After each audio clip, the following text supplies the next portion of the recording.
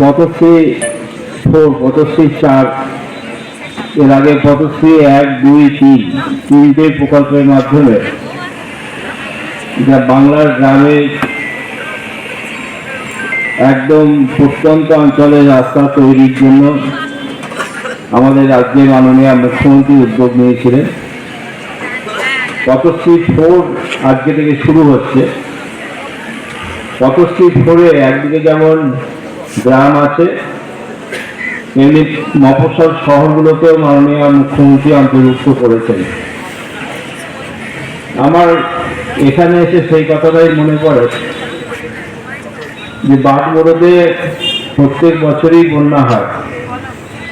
বন্যার সময় যখন বাগমোড় গ্রামে যেতাম তখন দুটো হাত চেপে ধরে কোনো রকমে পার করে নিয়ে যেত।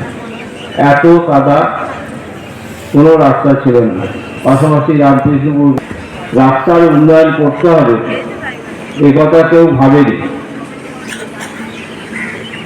আমি একটা পৌরসভা দীর্ঘদিনের পৌরপ্রধান ছিলাম।